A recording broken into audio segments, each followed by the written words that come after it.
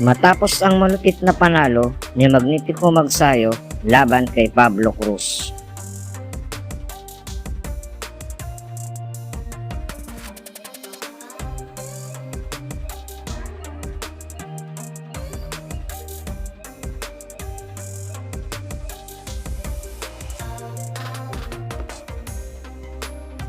Apat na buwan lang ang nakalipas ay kanya namang nakatunggali ang malupit na Meksikano slugger na si Julio Pulito Ceja para sa isang title eliminator bout.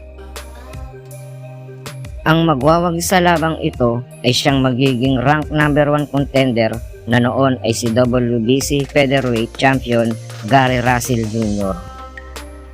Hindi basta-bastang fighter ang makakalaban ni Magsayo na si Julio Ceja dahil may kakaibang knockout power din ang boxer na ito.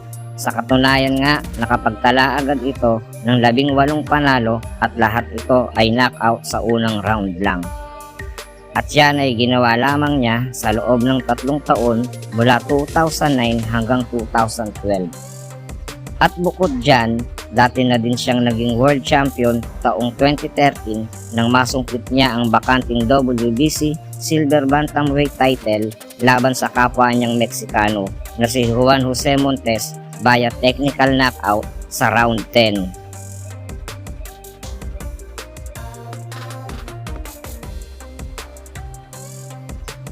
Noong 2015 naman, nang maagaw nito ang WBC Inter-Ring Bantamweight Champion sa isa pang Meksikano na si Hugo Ruiz sa loob lamang ng 5 round.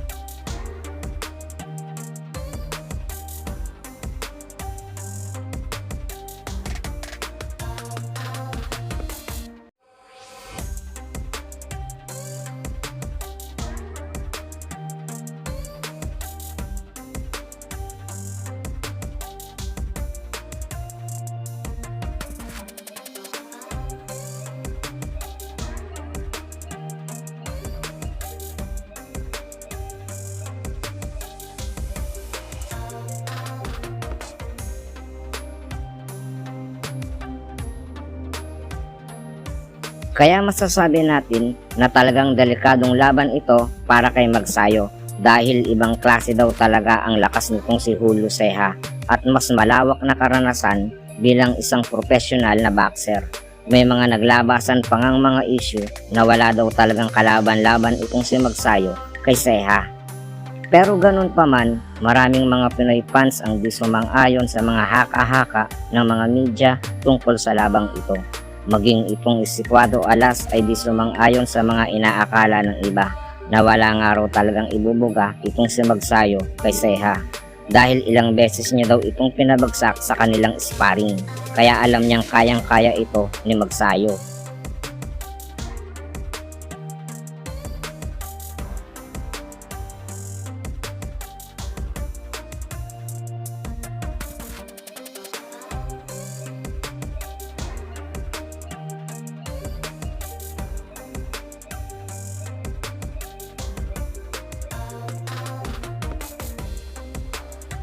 Bago ang kanilang sagupaan ay may undefeated record itong ating kabayan na si Magsayo. Meron siyang 22 wins at 15 knockout at merong 66.67 knockout rate, samantalang si Ceja ay mayroong namang 34 wins, 8 knockout, 4 losses at 1 draw at may mataas na 88.68 knockout rate.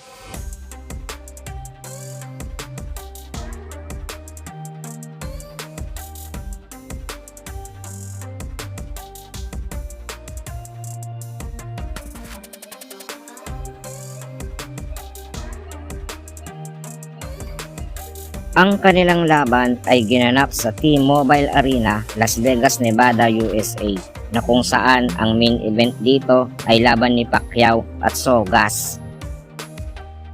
Sa mismong laban, unang round pa lang naka-score agad si Magsayo ng knockdown matapos makasapol ng left hook sa Meksikano.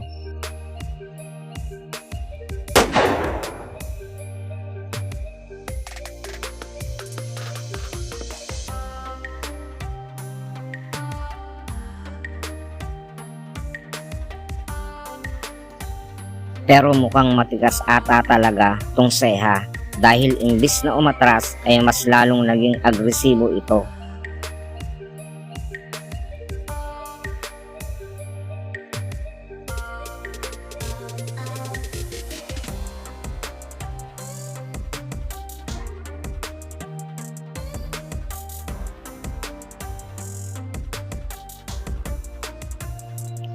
Sa mga sumunod na round ay inatake na nito ang bodega ni Magsayo.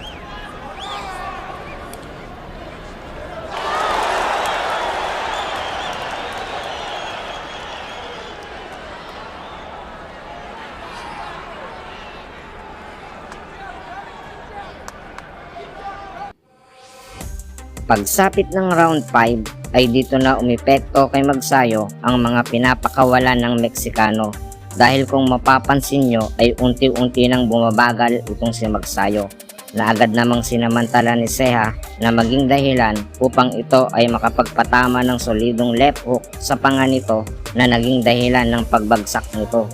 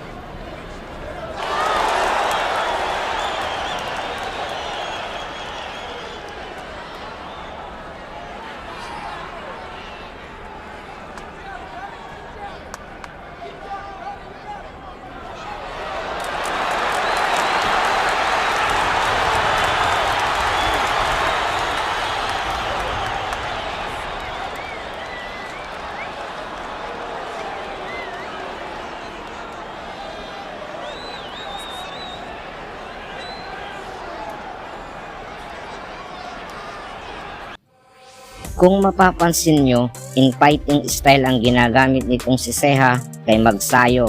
Napaka-epektibo nito para maipasok ang body shot kay Magsayo. Kaya pagdating ng round 7 ay agad namang naisip nitong si legendary coach na si Freddie Roach na gamitin nito ang clinch o ang pagyakap kay Ceja sa tuwing gagamitan siya nito ng body shot. Nang dahil nga sa diskarte nitong si Magsayo ay unti-unti siyang nakabawi sa laban.